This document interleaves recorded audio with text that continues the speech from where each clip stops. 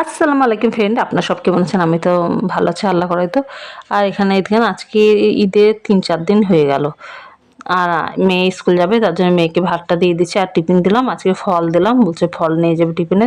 তরমুজ আর একটু মোসাম্বি লেবু ওটাই বানিয়ে দিলাম, তো ওটা নিয়ে যাবে। আর মেয়ে স্কুল চলে গেল। তারপর আমি এখানে এই ভাজার সময়টা করলাম। ঈদের দিনে করেছিলাম অল্প করে, আর একটু ছিল, তাই আজকে ভাবলাম করে নিই। আর এই ভাজার সময়টা খুব ভালো লাগে, বা অন্যজনা ভুনা সময় বলে, খুব সুন্দর লাগে খেতে। তো এটা আমি করেছিলাম, তো একটু খেয়ে দেখছি, এটা খুব সুন্দর হয়েছিল, খেতে খুব ভালো লাগছিল। তো এখানে একটু খেয়ে নিচ্ছি। আর এই সময়টা এত ঝরঝর হয়েছিল কি বলবো।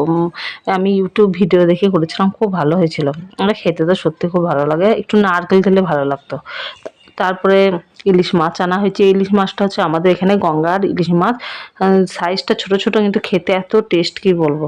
তো এখানে এখানে এই দুটো ইলিশ মাছ আজ বানিয়ে রান্না করবো। তো এখানে বানিয়ে নিলাম, এবার ভালো করে ধুয়ে নেবো।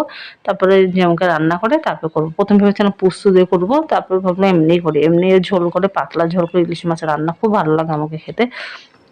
আর এখানে ঝোলটা ভালো করে আমি ফুটে নেবো। সব কিছু দিয়েছি, পেঁয়াজ আর কাঁচা লঙ্কা আর নুন হলুদ যেটা লাগে ওটা দিয়েই করবো। এখানে ভাতটা ফুটে গেছে, এটাও কষে নেবো।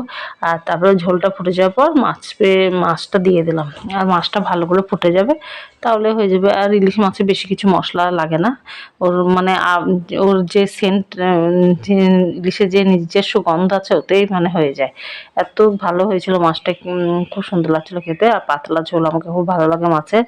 আর এখানে দেখেন মাছটা ফুটিয়ে আমি রেখে দিলাম। তারপরে ভাত দেখে দেখবো কেমন হয়েছে না হয়েছে, আর আপনাদেরকে অবশ্য বলবো। আর এখানে ভাত নিয়ে চলে এসেছি। আর এখানে আমি পেঁপেও করেছিলাম, পেঁপে দিয়ে প্রথমে একটু খেয়ে দেখলাম কেমন হয়েছে। তো পেঁপেটা খুব ভালো লাগে খেতে, পেঁপেটা খেলে পেটটা বেশ ঠান্ডা হয়। তো আর গরমে এমনিতে পেঁপে খাওয়া খুব ভালো। আর এমনি ঈদে তো প্রচুর খাওয়া দাওয়া হয়েছে, এখন হালকা পাতলা খাওয়া দাওয়াই ভালো লাগছে। আর ইলিশ মাছটা দিয়ে ভাতটা খেয়ে দেখলাম খুবই ভালো হয়েছিল ইলিশ ইলিশ মাছটা। আর ঈদটা কেমন করে দেখতে দেখতে কেটে গেল, রোজাগুলো পার হয়ে গেল। একটু একটু মিসও করছি রোজা, কিন্তু এটাই নিয়ম, একটার পর একটা আসবে যাবে, এটাই নিয়ম। আর এখানে আমরা ভাতটা খেয়ে নিলাম, আর আমার ভিডিও আবার একটা নিয়ে চলে আসবো। বাই।